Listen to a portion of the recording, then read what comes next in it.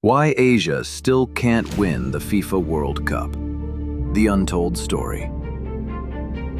Welcome to Velari Asia, where every nation has a story, every culture holds a mystery, and every journey reveals a new perspective on the world's largest continent. Every 4 years, the world stops. Billions of people put everything aside to watch the greatest sporting event ever created, the FIFA World Cup.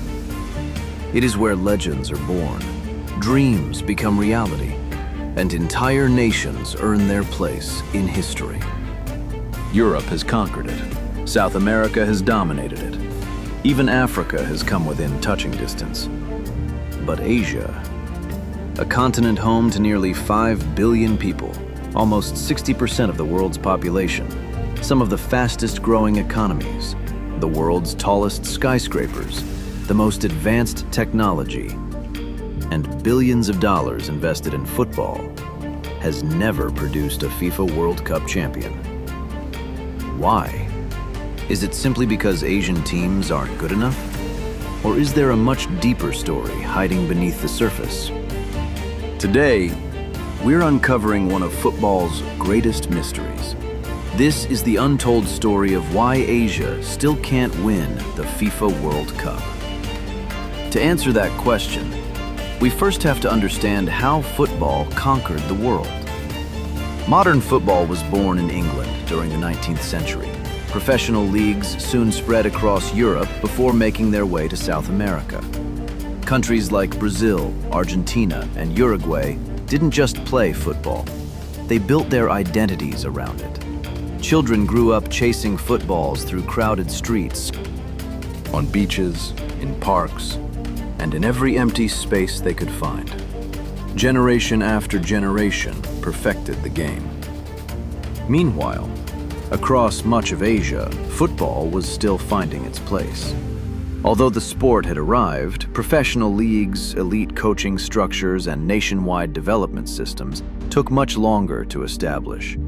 By the time many Asian nations began investing seriously in football, Europe and South America already had more than 100 years of experience.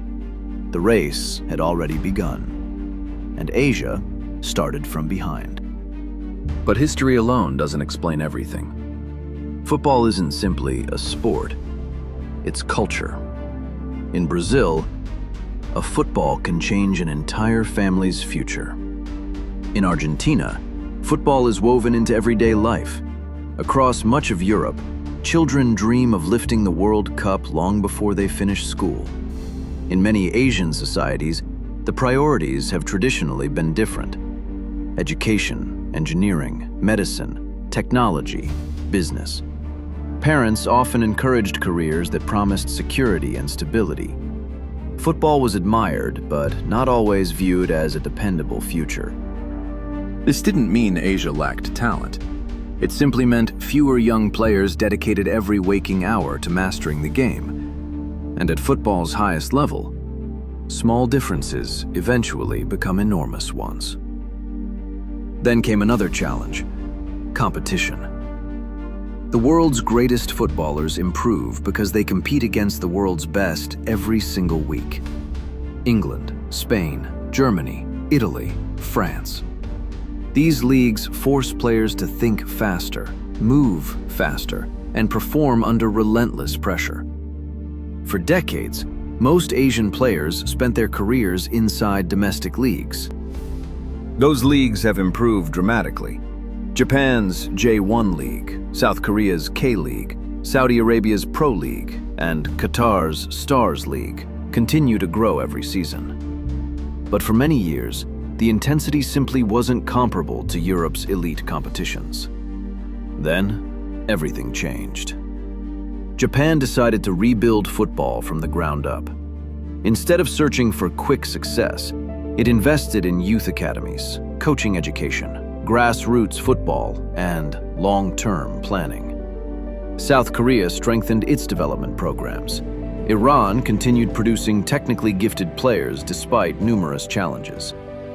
Australia joined the Asian Football Confederation, bringing valuable international experience. Saudi Arabia launched one of the most ambitious football investment projects the sport has ever seen. Qatar built world-class facilities and academies before hosting one of the most spectacular FIFA World Cups in history. Across Asia, governments, football associations, and private investors all began asking the same question. How do we create a World Cup winning nation? Slowly, the answers began appearing. The world started noticing. In 2002, South Korea shocked millions by reaching the FIFA World Cup semifinals.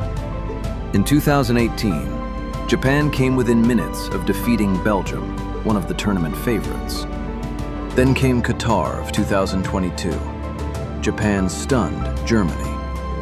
Only days later, Japan defeated Spain, two former World Cup champions. Saudi Arabia delivered one of the greatest upsets in football history by defeating Argentina, a team that would eventually lift the World Cup trophy. Those victories weren't lucky accidents. They were powerful reminders that Asian football had entered a new era. The gap was closing, perhaps faster than anyone expected. So, if Asia now has elite stadiums, modern academies, world-class coaches, growing domestic leagues, players competing across Europe, and billions invested in football, why does the World Cup trophy still remain out of reach?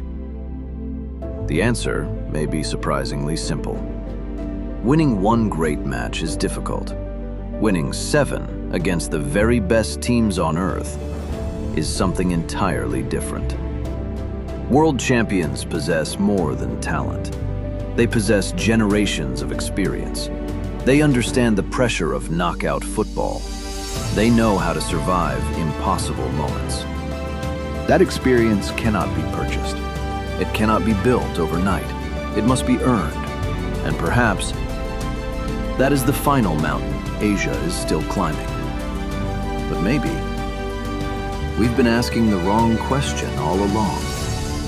Instead of asking, why hasn't Asia won the FIFA World Cup?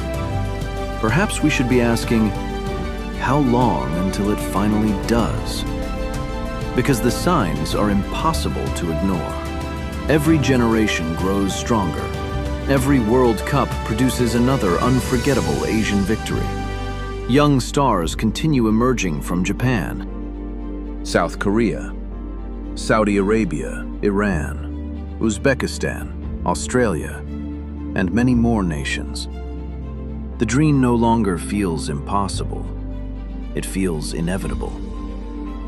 The first Asian nation to lift football's greatest trophy may not be decades away. It may already be preparing for that historic moment. And when history remembers that day, it may look back at this era as the moment everything began to change. Football is more than 90 minutes. It reflects culture, history, patience, investment, and the dreams of billions. Asia's World Cup story is still being written. The only question that remains is, who will write the final chapter? If you enjoyed this documentary, don't forget to like this video, subscribe to Velari Asia, and turn on notifications so you never miss our next journey across the world's largest and most fascinating continent. Asia is changing faster than any other continent on Earth. Every story reveals another piece of its remarkable transformation. Until our next journey, keep exploring Asia.